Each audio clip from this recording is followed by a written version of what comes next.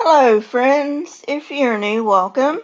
If you're a fan or a subscriber, welcome back. I really do appreciate you coming back day after day or week after week. Today, I'm going back to Jim Jones. Today, we are going to discuss his life in Richmond. Let's go. Jim's education in Lynn surpassed that of Richmond, allowing him to skip classes and graduate a semester earlier. This was just as well, since while in high school, he held a full-time job because Lunetta's manufacturing job couldn't pay all the bills. While they lived in Lynn with old Jim, his relatives would help out with the bills, but that stopped once they moved to Richmond.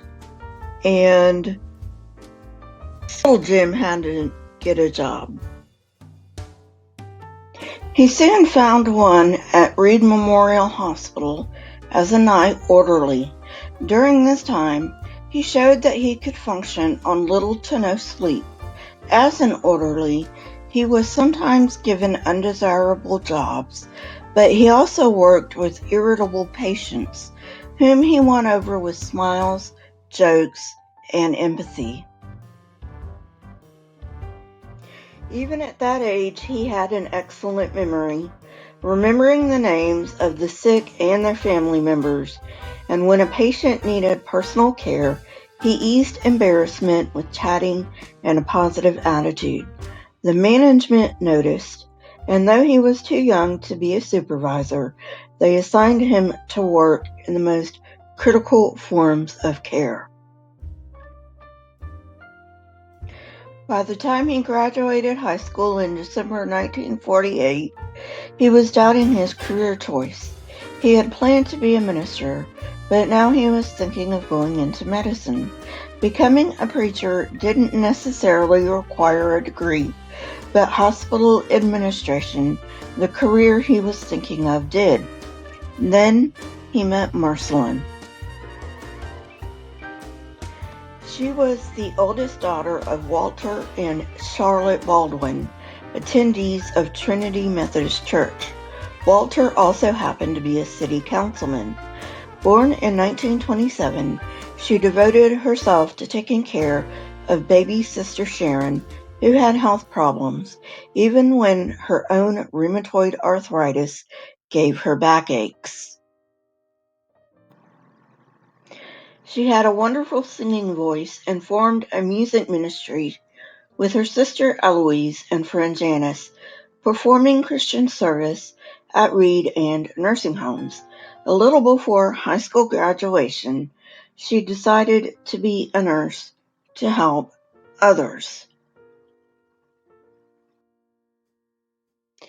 When she was a senior nursing student at Reed, Marceline asked for help in preparing a corpse so the undertaker could pick her up, and she got Jim.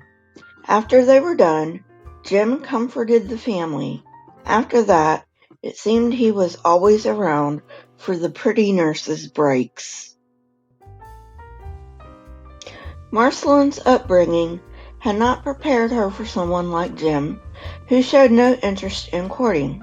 He told Marceline stories of how he always stood up for the disenfranchised. Everyone is equal, he told her. It was everyone's duty to help others. She thought it natural for her to help him in that. So when Jim started discussing marriage, she agreed, even though they'd only known each other for a few months. So she took him home to meet her family. In January of 1949, Jim resigned from Reed Memorial and moved to Bloomington, Indiana to attend the University of Indiana. He worked at night and took the bus to see Marceline on weekends in Richmond. They could not afford for them both to live in Bloomington, so Jim returned to school and Marceline lived with her parents and saved up for her move to Bloomington. Jim lived with Marceline's parents on the weekends, but problems soon started. Soon after they married, Marceline's mother commented that Christians shouldn't intermarry. He packed their suitcases and moved them out that night. Not long afterward, in Bloomington, Marceline found out that Jim didn't believe in marital compromise either. That's it for today. If you like this kind of content, hit that like button, press the subscribe button, and if you would like to know when I come out with new content, hit the bell next to the subscribe button. If notifications aren't working, I usually have something out every day. My Twitter, Discord, email, and PayPal links are in the description, along with the source I used for this video. Question everything and never be afraid. Here are a few videos from my library.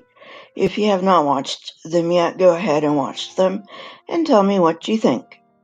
Remember, you are beautiful just the way you are, but self-improvement is never a mistake. Until next time, friends, goodbye.